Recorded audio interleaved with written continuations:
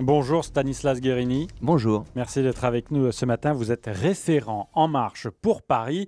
Vous êtes peut-être le mieux placé pour nous expliquer ce vote des Parisiens, 90% pratiquement pour Emmanuel Macron. Oui, c'est un résultat très net, à l'image et amplifié du résultat de l'élection présidentielle sur le Alors là, territoire 90% national. quand même, c'est énorme. Oui, c'est vrai. En France, 2 tiers des électeurs se sont prononcés en faveur d'Emmanuel Macron hier. À Paris, c'est 90%. Il n'y a donc pas Pourquoi? d'ambiguïté. Ouais, ça nous on l'a avions- bien compris, mais Nous pourquoi? avions vu qu'au premier tour, Marine Le Pen réalisait moins de 5% à Paris. Donc, en réalité, c'est un score qui est en cohérence avec les scores que nous avions réalisés au premier tour. Il n'est pas tout à fait à l'image du pays, même si, je le rappelais, le score qu'a obtenu Emmanuel Macron dans le pays est net et sans ambiguïté là aussi, puisque 2 tiers des Français se sont prononcés. Peut-être effectivement qu'à Paris, il y a eu davantage un front républicain. Ça n'a pas été le cas dans le pays. Et évidemment, nous saurons en tenir compte. Est-ce que ça préfigure un peu des rapports qu'il y aura entre le nouveau président de la République et la maire de Paris, Anne Hidalgo, qui a appelé à voter pour lui au second tour, mais qui est loin d'être favorable à Emmanuel Macron et qui avait soutenu les candidats socialistes aux primaires, Peillon et ensuite Benoît Hamon? Vous savez, ça, je ne sais pas le dire. En réalité, hier, c'était un moment de l'histoire politique de notre pays qui s'est joué. Les Français ont décidé de tourner une page de notre histoire politique en réalité. Et il y a une recomposition profonde du jeu politique. On verra quelles en sont les conséquences au niveau local. Je crois qu'aujourd'hui, le temps est un temps national. Nous avons un nouveau président de la République. C'est un moment historique et c'est cela qui compte avant les conséquences et les enjeux locaux. Mais quand même, est-ce que sur ce vote, sur cette élection, on ne peut pas dire, et quand on voit le résultat à Paris et d'ailleurs dans les départements d'Île-de-France également, il y a deux France, hein. Il y a une élection des villes et il y a une élection des champs. Mais je crois qu'Emmanuel Macron a exprimé les choses très clairement hier, à la fois avec de l'émotion et de l'enthousiasme, parce que les Français, à travers leur vote, ont indiqué que rien n'est jamais écrit. Ils ont choisi d'envoyer un message d'espérance, y compris au reste du monde. Nous avons élu un président de 39 ans qui a porté un projet positif, un projet d'espoir dans cette campagne.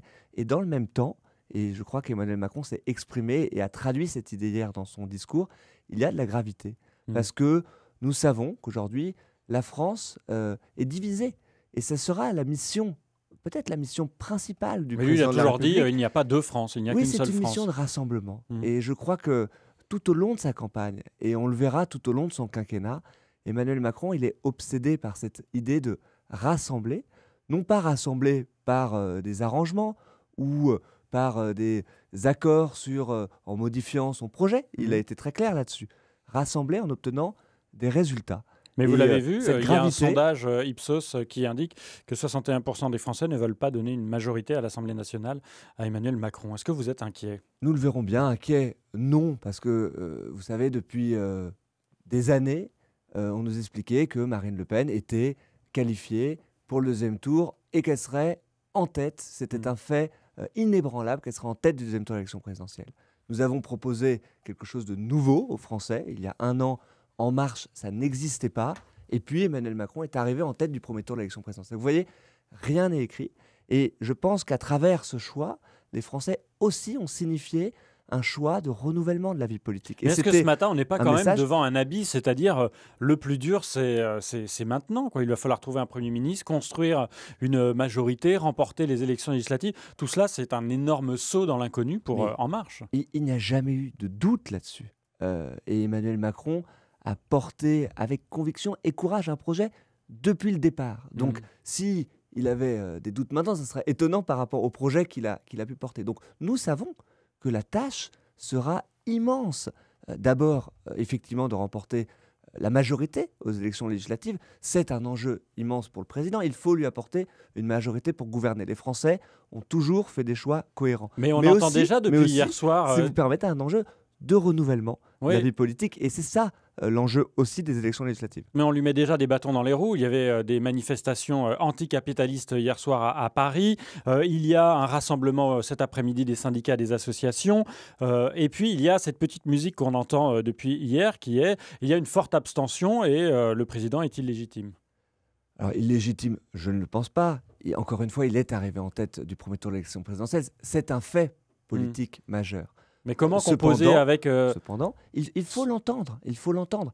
À aucun moment, nous avons affirmé que les 66% des Français qui ont voté pour Emmanuel Macron hier lui avaient donné un blanc-seing. Emmanuel Macron l'a affirmé dans son premier discours de président de la République, de nouveau président de la République.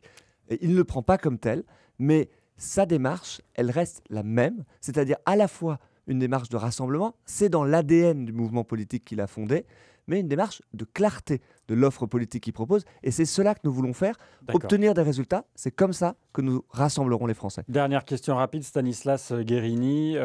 Vous allez faire quoi, vous, pour les législatives et pour la suite?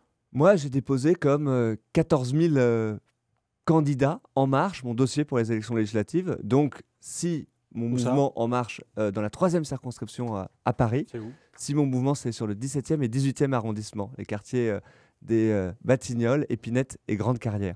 Donc, si mon mouvement va investi, je serai candidat aux élections législatives et je serai peut-être un des nouveaux visages et une proposition de renouvellement de la vie politique. Est-ce que c'est vrai qu'il n'y aura pas de candidat En Marche face à Myriam El Khomri dans le 18e arrondissement? Ça, je n'en ai aucune idée parce que nous avons choisi un process qui est un process nouveau là aussi. Nous allons désigner des candidats et il y a une commission nationale d'investiture pour le faire. Et donc moi, en tant que référent parisien, je n'ai pas mon rôle à jouer dans cette affaire. Stanislas Guerini, référent En Marche pour Paris. Merci d'être venu ce matin. Bonne continuation. On Merci, sera appelé à se revoir, donc très bonne journée. bonne journée.